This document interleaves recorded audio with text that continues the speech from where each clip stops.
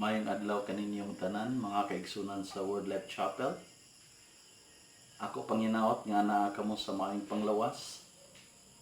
Ang grasya ug ang kalinaw ni Ginoong Jesucristo maguban kaninyong tanan. Atong ipadayon ang atong pagtuon dinhi sa libro sa Ecclesiastes, Kapitulo 3, versikulo 6 ug versikulo 7. Now sumala sa ato nga nahinumduman kining Ecclesiastes Kapitulo 3 gikan sa bersikulo 1 ngadto sa bersikulo 15 naghisgot kini og mga panahon, kapanahunan nga giplano sa Ginoo, giandam sa Ginoo alang sa iyang katuyuan. Og dinhi ato sad makita nga luyo sa mga panahon nga iyang giandam, adunay mga butang na angayan ipabuhat sa Ginoo sa mga tao.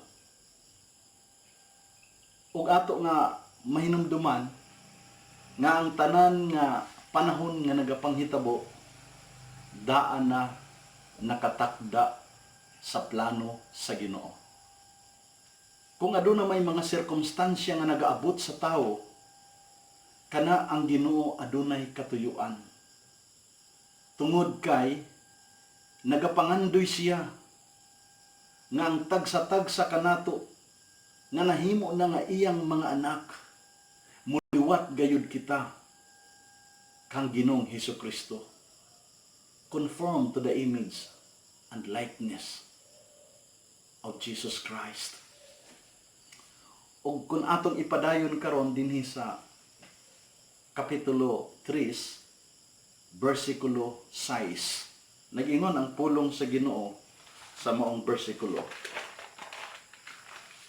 May panahon sa pagpangita ug may panahon sa pagwala. May panahon sa pagtigom ug may panahon sa pag-usik-usik.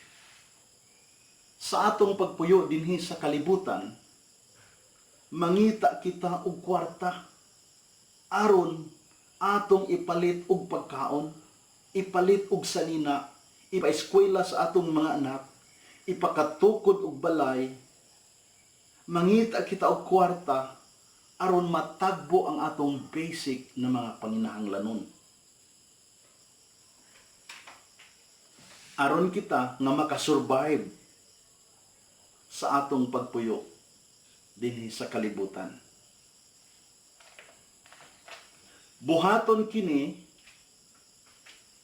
buluhaton kini nga gisangon kanato sa Ginoo samtang magpuyo pa kita dinhi sa kalibutan.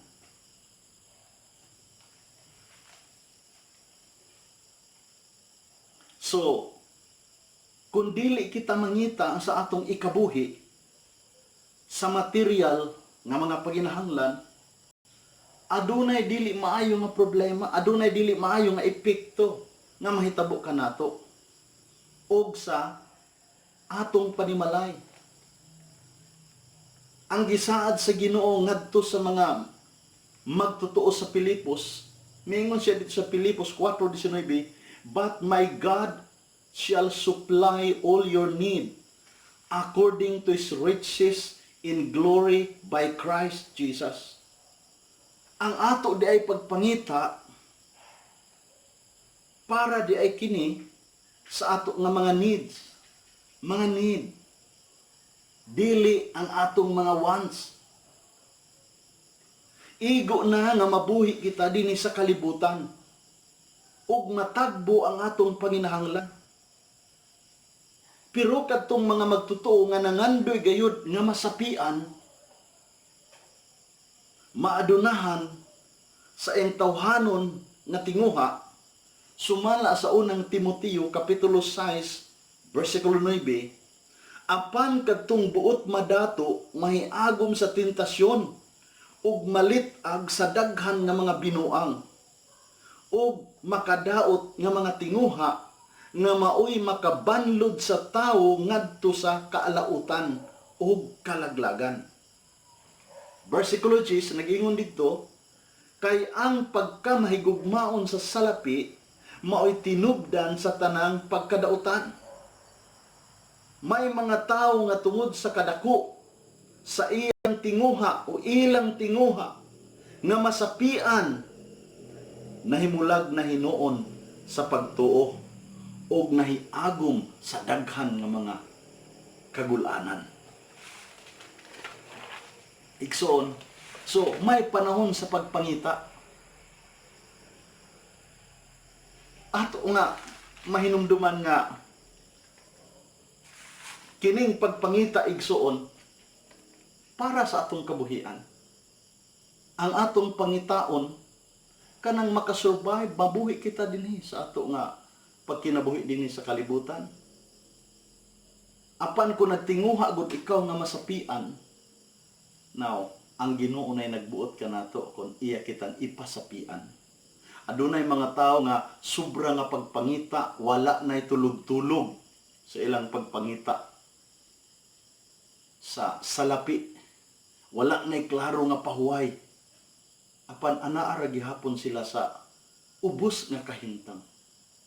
Ug ato hinumduman nga ang pag-uswag sa tao plano sa Ginoo. Ug ato karon nga hinumduman mga kaigsuonan nga igo na nga kita nangabuhi. Igo na nga kita nakakaon, nakasanina, nakatukod og balay nga atong kapuy-an, napaeskwela ang atong mga anak. So kung sobrahan pa nato ang pagpangita, igsuon na nasayod ang Ginoo sa isulod sa ato nga kasing-kasing. Hinumdumi nga ang Ginoo maoy tag-iya sa tanan nga mga blessing.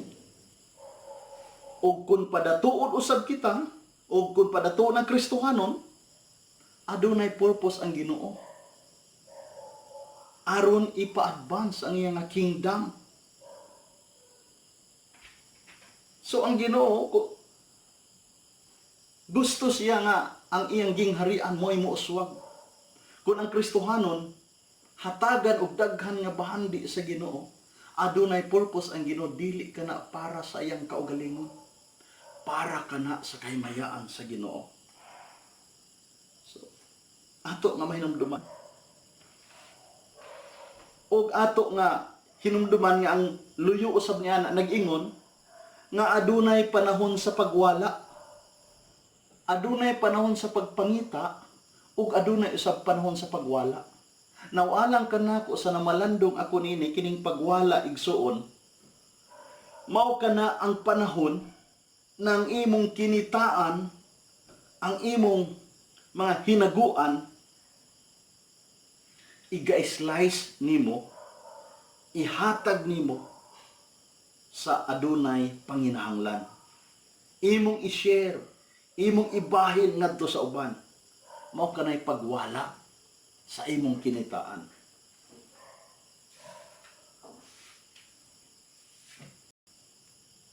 Og ato nga hinumduman nga nagaingon usab na may panahon sa atong pangitaon, dili lang ang material nga mga butang. Nag-ingon ang Biblia nga adunay panahon nga atong pangitaon. Unsa atong pangitaon? Ang kingdom of God. Matud pa sa Matthew 6:23. Pangitaa ang gingharian sa Dios ug ang pagkamatarong niini. Ug ang uban nga butang idugang ra diha kanimo. So ato nga mahinumduman nga dili lang di ang pagpangita sa mga material nga butang, kundi espirituhanon usab nga butang. Kay mao kini ang mulungtad. Ang tao karon ang gipangita niya pulos ra mga material nga mga butang nga kini temporaryo ra. Naghago siya pag-ayo tanan nga kaalam, tanan nga kusog, tanan nga skills, tanan panahon iyang gigugol para nining mga material nga mga butang. Apan kining tanan temporaryo ra. Ug ato nga hinumduman ang gisulti nga pangitawon usab nato ang gingharian sa Dios ug ang pagamatarong. Nagpasabot nga Dili lang kay material kundi spiritual usab nga mga butang atong pangitaon kay mao kini ang mulungtad. Kadtong mga material nga mga butang na para sa atong lawas temporaryo ra kadto, mausab gani kining atong lawas temporaryo ra. Dili kini magdugay. Mobalik ra kini sa yuta. Mao igsoon nga atong balansihon ang atong pagpangita. Kung mangita kita sa material nga mga butang sa kabuhian sa atong panimalay, bahini usab og panahon ang pagpangita sa espirituhanon nga mga butang kay mao kini ang mulungtad. Og nag-ingon din nga may panahon sa pagtigom ug may panahon usab sa pag-usik-usik. Kining gisulti din nga may panahon sa pagtigom. Kining pagtigom igsoon usa kini ka maayong practice alang niya itong adunay maayong katuyuan. Halimbawa, ang usa ka batan-on, nanrabaho siya, nagtigom siya sa iyang sweldo, sa iyang kwarta, kay nangandoy siya nga makaeskwela siya. O ang usa ka OFW, nagtigom og kwarta, kay nangandoy siya nga makabalay. So, anindot man nga plano. Adunay usab nagtigom, naganto sila pag-ayo. Halimbawa kanang mga seaman, naganto sila dito sa kadagatan tagpila ka bulan, naglawig, nakasinati sila og mga unos ug dagkong mga balod. Apan pag-uli nila, ila rang giusik-usikan. Ako makasaksi ni ana, dunay ako nga nahibalan. Makasaksi ako nga pag-uli sa ilang lugar, giusik-usikan lang ang kwarta, walay hunong na inom, gikan sa buntag hangtod sa hapon, tagpila ka semana. Ang nahitabo, igsoon, bisan gani sa panahon nga mobalik na siya sa Manila, wala na iyang pamasahe nga iadto sa Manila. Manghulam na usab sa mga tao. Nagtigom pero giusik-usikan ra. So ato makasusubo usab kaayo. Giusikan ra. Inom, way hunong. Lipay kayo ang halos ang tanan kasilinganan niadto nga purok. Ingon ni ana ba nagtigom. Now, sa atong tawhanon nga prinsipyo, ang pagtigom ug mga kabtangan usa ka dalaygon nga buluhaton. Tungod kay nag-andam ka sa imong future. Nag-andam ka sa imong kaugmaon. Apan mahitungod sa pagtigom, ang atong Ginoong Hesukristo adunay ikasulti ni ana. Makita kini sa Mateo kapitulo 6, bersikulo 19 ngadto sa 21 o diretso sa bersikulo 24. Ang gisulti ni Ginoong Hesus, ayaw kamo pagtigom og bahandi para sa inyong kaugalingon dinhi sa kalibutan, kay tay-an lamang kini og kutkuton sa anay og kawaton usab sa mga kawatan. Mao yang gisulti kanang mahitungod sa pagtigom og daghan nga bahandi. Kung imong maobserbahan ang text, nganong ginadili man o nagpasabot ba kini na ang Ginoo dili gusto na ang Kristohanon masapian? Nagpasabot ba kini nga ang Ginoo dili gusto na ang usa ka magtotoo mudaghan ang iyang kwarta? Igsuon atong hinumduman nga ang pinaka unod nganong nag-ingon si Ginoong Hesukristo nga ayaw kamo pagtigom og mga bahandi dinhi sa kalibutan kay kutkuton, anayon, kawaton. Now ang number 1 gayud diha nga rason mao nga ang bahandi manggod. Kun mudaghan sa imong puder, kun mudaghan sa imong kinabuhi, mahimo na kini nga karibal sa Ginoo. Mahimo na kining Dios ang bahandi. Nag-ingon ang bersikulo sa Mateo 6, bersikulo 21, nga kunhain gani ang imong bahandi ato ang imong kasing-kasing. Mao nga misulti si Ginoong Jesucristo sa bersikulo 24 sa Matthew 6:24 nga walay makaalagad sa duha ka agalon. You cannot serve God and mammon. Dili ka makaalagad sa kwarta ug sa Ginoo. So mao'y pinakaunang rason nga nag-ingon si Ginoong Jesucristo nga ayaw ka mo pagtigom og bahandi. Kay ang number one nga reason mao na makapahimulag kanimo sa Ginoo. Nag-ingon ang Biblia nga ang pagkamahigugmaon sa salapi mao'y tinubdan sa tanang matang sa pagkadautan. Sumala sa unang Timoteo kapitulo 6. Imong makita, imong mabasa. O ato nga mahinumduman nga ang ikaduha nga butang nganong nagdili sa pagtigom og mga bahandi nga kalibutanon. Gidili kinini Ginoong Hesukristo tungod kay imong mabasa sa teksto nga kini nga mga butang risko sa kinabuhi. Kung hibalan ikaw nga daghan ang imong kwarta, ang mahitabo usay sa imong anak kidnapon or tulison ka, sakaon ka sa pagkagabi, kundi ka muhatag og kwarta, patsyon ka. Or bisan mihatag ka og kwarta, tungod kay imong kaila ang maong tulisan, patyon gyapon ka. So risgo kaayo. So ato nga hinumduman nga, kini manggod magtigom kita og bahandi dinhi sa kalibutan. Kini nga mga bahandi igsuon, dili nato madala. Igo na nga mabuhit kita diri. Kung aduna may atong sobra, ato kini gamiton sa kadungganan sa Ginoo. Pero kung magtigom kita para sa atong kaugalingon, nabasa na sa Ginoo ang motibo sa imong kasing-kasing. Siguro nangandoy ka nga mahimo kang taas nga tao. O kung daghan na gani usayang salapi sa tao, ang tao mahimo nang mapagarbuhon. Mausob na ang iyang mga barkada, mausob na ang iyang mga higala. Sa una, ang imong mga higala, karera diri sa kauban nimo diri manggulay, kauban nimo managat, kauban nimo nanguma. Pero karon kay nasapian ka, ang imong mga kauban na usog na, dili na ka mutagad adto nga tawana. Ang imong mga kauban katong nagdala na ng racket sa tennis. Kung mas niuswag pagod ka, usahay golf na ang imong gidala.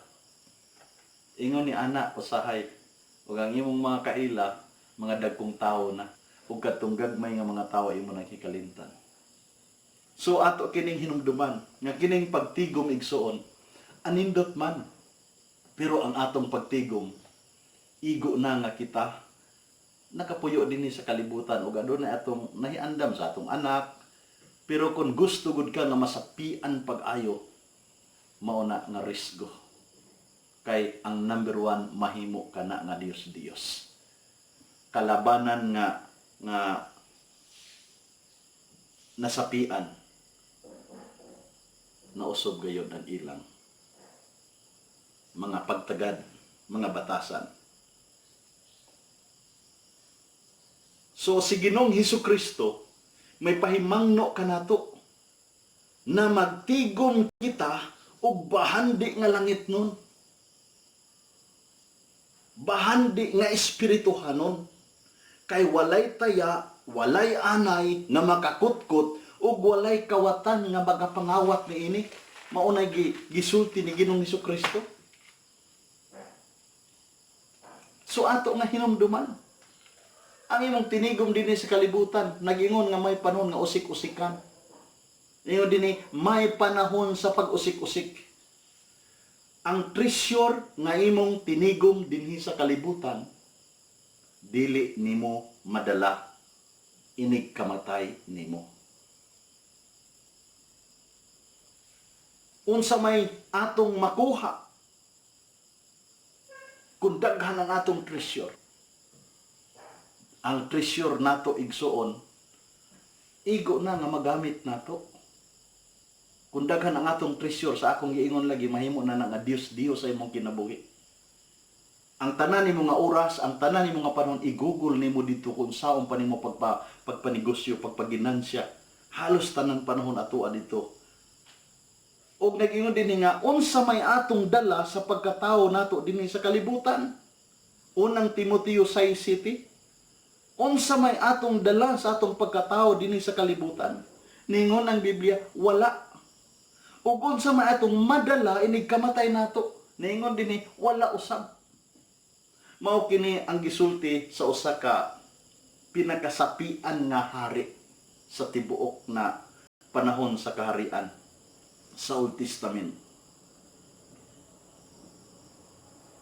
Pinakadaghan og bulawan, pinakadaghan og kwarta, pinakadaghan og mga prutasan, pinakadaghan og mga hayupan, pinakadaghan usab na asawa,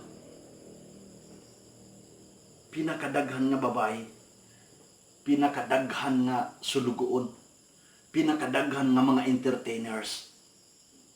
So halos ang gipangita sa tanan nga mga kapanahunan sa mga tao, ana-anak kaniya. Ana-anak kaniya. Atong basahon igsuon ang Ecclesiastes Kapitulo 3, versikulo 7. Daingon ang pulong sa Ginoo, may panahon sa pagisi ug panahon sa pagtupak. Atong hinumduman nga sa Old Testament, kanang pagisi, usa na siya ka-expression sa grabe nga kasub-anan. Adunay usa dinhi ka example nga atong makita sa ikaduhang Samuel Kapitulo 13. Imong makita nga adunay diha ginganlan nga tawo nga si Absalom. Ug si Absalom adunay igsuon nga gwapa kaayo nga babae nga mao si Tamar. Now sa laktod na istorya, kini si Tamar gwapa kaayo apan gikaibgan usab siya sa iyang igsuon nga mao si Amon. Og sa laktod na pagkaistorya, kini si Amon nagpasakit-sakit. Unya ang gusto niya nga moatiman mao kadtong si Tamar. Og kay mao may kini-request sa iyang sa ngadto sa hari, gi-request man kini ni Amon. Walay mahimo ang amahan iyang gihatag si Tamar para maoy mo atiman sa iyang igsuon nga nasakit. Apan ato nga hinumduman nga kini si Amon iyang gi-rape kini si Tamar. Ug tungod niini ang igsuon ni Tamar nga lalaki nga mao kini si Absalom adunay pagdumot ngadto sa kang Amon. Ug usa ka higayon ni ana mga igsuon sa dihang nagpatupi kini si Absalom sa iyang mga karniro ug iyang giimbitar ang hari ug bisan pa man ang mga anak sa hari ug ang uban pang mga opisyal sa ilang nga gingharian. Kay ang pagpatupi sa mga karniro panahon man di ay ka nga sadya kayo. Bali, kung kuan pa nagpa-harvest, nagpaani. Og sa laktod na pagkaistorya, kini si Absalom adunay plano. Adunay iyang mga sinaligan ng mga bata-bata nga iyan ang gi-instruksyonan nga mahubog-hubog na gani si Amon patya. Og sa laktod na istorya nahitabo kini igsuon. So imo kini makita dinhi sa ikaduhang Samuel Kapitulo 13. Ug ato nga himduman nga sa diha nga namatay na kini si Amon, nagkatibulaag ang tanan nga mga anak ni Haring David. Nagsakay sila og kabayong mula, nag-iyahay sila sa pagpanagan. Ug ang nahitabo igsuon nga samtang nagkatibulaag pa kining mga anak nagpanagan, adunay balita nga nakaabot kang Haring David. Ug ang balita nga miabot kaniya nga ang tanan niyang mga anak nangamatay o gipamatay ni Absalom. Ug sa pagkadungog niya sa bersikulo 31, sa dihang nakabalita si David nga ang tanan niya nga mga anak gipamatay ni Absalom, unsa iyang gibuhat? Gigisi niya ang iyang sanina. Gigisi niya. So, practice kini sa daan nga panahon nga kung adunay Kasubanan usa di ay nga ilang buhaton is ang paggisi sa ilang sanina. Ug ang mga tao usab ganang apong sa hari, gigisi usab nilang ilang sanina ug mihapa sila sa yuta. So adunay panahon sa paggisi ug adunay panahon usab sa pagtapak. Siguro kanang panahon sa pagtupak or pag-ayog sa ilang mga ginisi sa panahon nga naa na sila sa kalipay, panahon nga naa sila sa kasadya, panahon nga naa sila sa kadaugan, panahon nga naa sila sa ting-ani. Ilan ang ulion katong sanina nga ilang gigisi kay magpasalamat sila. So mao kini igsoon ang ato nga nahibaluan. Og naingon usab ang Biblia nga may panahon sa paghilom ug may panahon sa pagsulti. Igsoon, usa kini ka importante nga butang nga angayan nato praktison. May panahon sa paghilom ug may panahon sa pagsulti. Ang usa ka hinungdan ngano nga ang managtiayon kanunay mag-away, kanunay maglalis. Ang hinungdan is miscommunication. Miscommunication. Vice versa ro sa kini igsoon. Ang hinungdan usab nga ang magtiayon adunay maayong relasyon. Kung adunay usab ilang good communication. Aron adunay good communication, samtang magsulti ang asawa, maminaw ang bana. Ug samtang usab ang bana nay musulti, maminaw usab ang asawa. Importante kini igsuon nga kung ang asawa gani ang musulti, kinahanglan gayud hatagan og panahon sa bana. Ug sa panahon nga ang bana na usab mao'y musulti, hatagan gayud og panahon sa asawa aron masabtan ang istorya. Be a good listener. Be a good listener. And do not answer until the other person has completely finished talking. Ayaw pag sagbat, ayaw pagtubag. Hangtod nga ang usa ka tawo nga nagsulti, dili pa nahuman sa iyang giistorya. Practice listening. So, December usab kini nabuhaton sa bana. Apan kinahanglan kini og tagtawag disiplina and self-control. Disiplina and self-control. Discipline. Now alang sa pipila kanato, lisod kini nga buhaton. Because we have developed a bad habit of cutting the other persons off. Nga samtang nagsulti pa siya, ato dayon tapnoon atong undangon. Wa pagani kita kay balo unsay iya tumong nga giistorya, unsay bot niyang ipasabot, unsay iya ihangyo, imo na dayon gitapno. Wa pa kaugani kay balo unsay tuyo. So bad habit kanang imong ikat ang usa ka tawo. So ato kining hinumduman. Usahay wala pa gani masabti, mutubag na dayon kita. Amin diha ang wa maigo. Nagingon ang libro sa Proverbs, sa Proverbio, Kapitulo 18, versikulo 13, nagingon ang gisulti sa pulong sa Dios. Pamati una sa dili ka pamutubag. Pamati una sa dili ka pamutubag. aron dili ka maulawan ug may sama sa buang-buang. Pamati usa or una sa dili ka pamutubag kay basin ka maulawan ug may sama ka sa buang-buang. Nag-ingon ang proverbio. Ug bisan pa man dinhi sa Santiago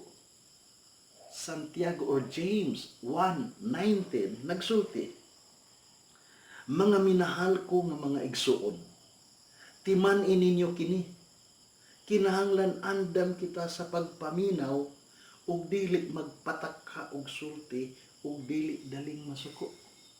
Andam kita sa pagpaminaw, dili magpatakha og sulti. Mao na gisulti.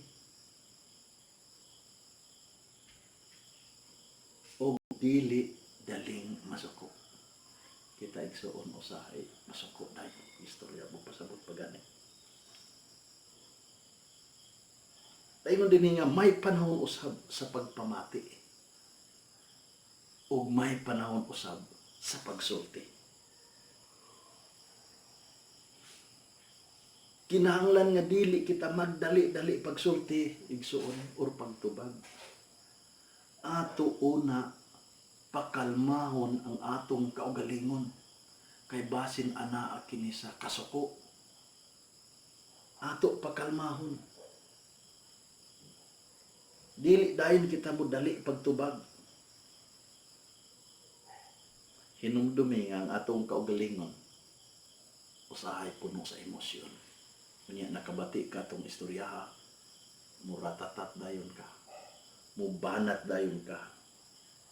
Ato una pakalmahon ang atong kaugalingon ug pamalandungan.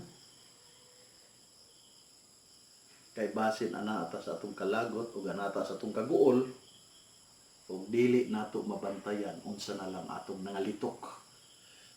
Unsa na lang atong naisulti.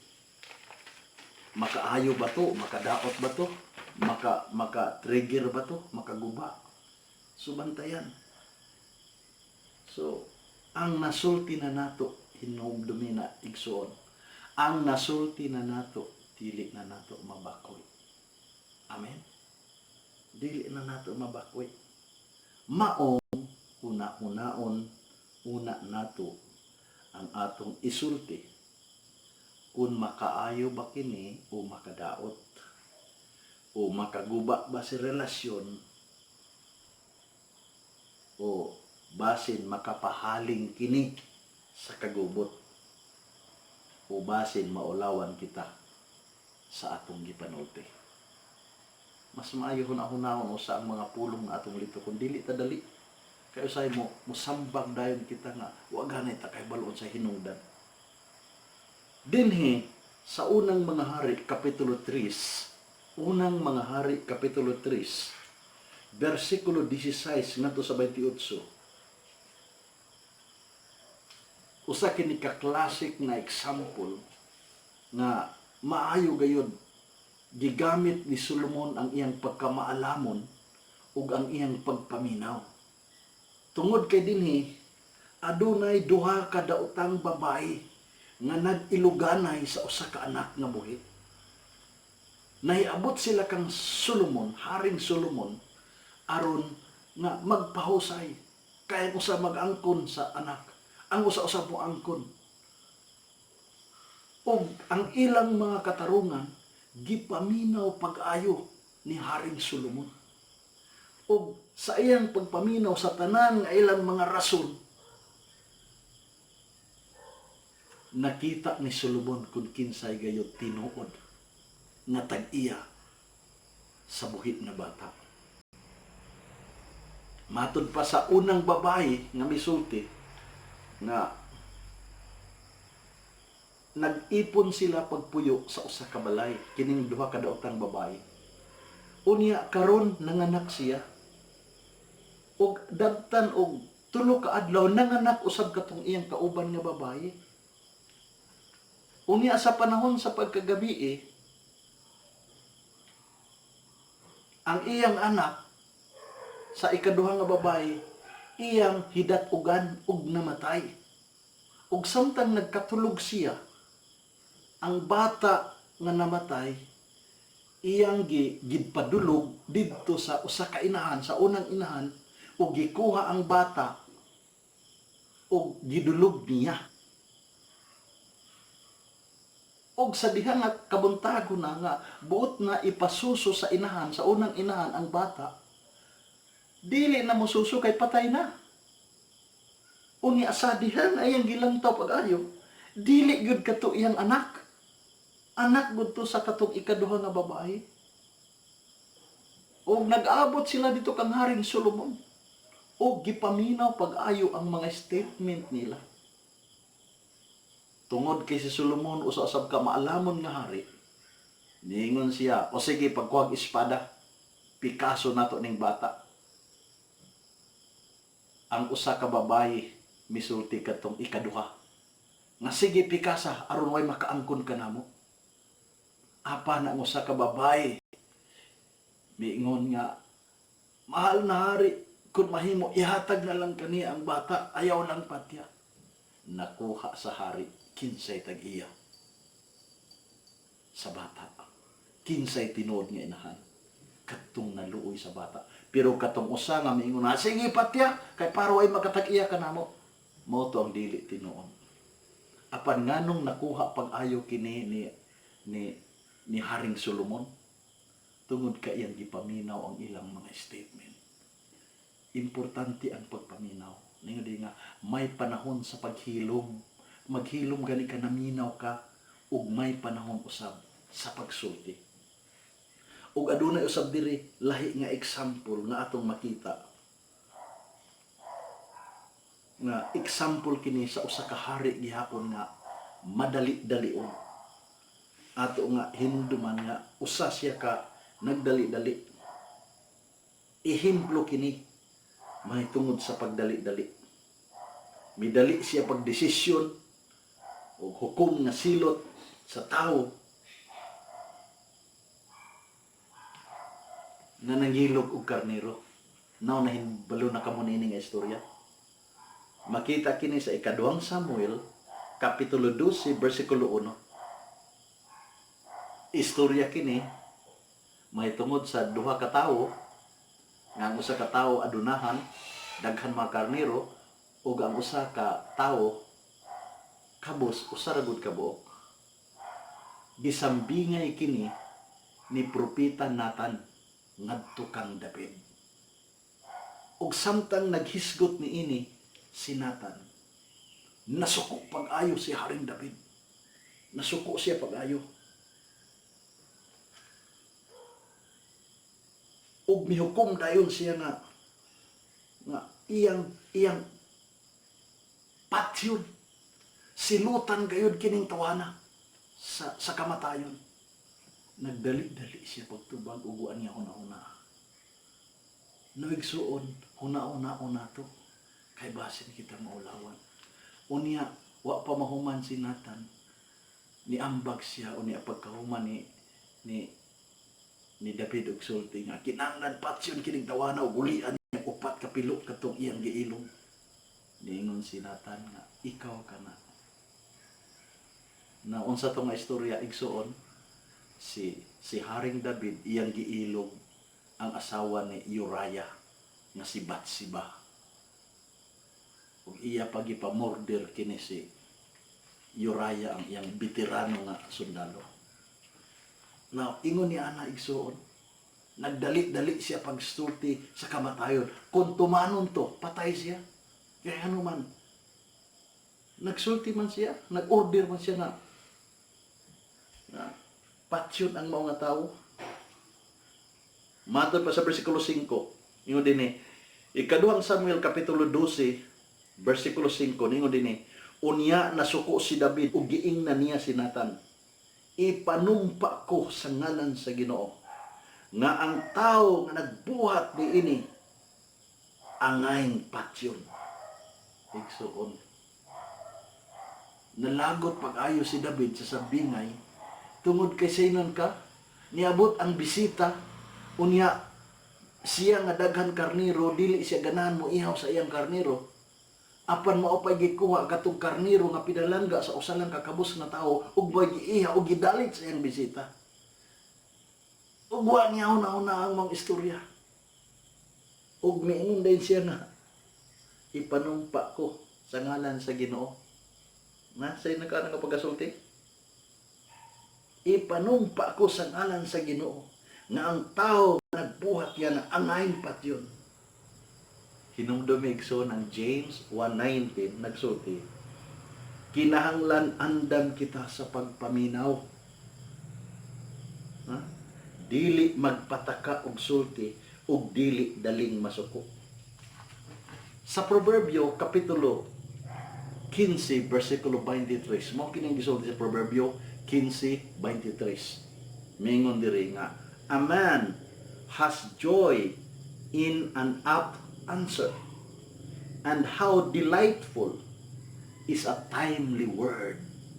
How delightful is a timely word. Sa Proverbio 15:28, nag-ingon usab, the heart of the righteous ponders how to answer, but the mouth of the wicked pours out evil things. Sa Proverbs 21:23, nisulti, he who guards his mouth and his tongue guards his soul from troubles.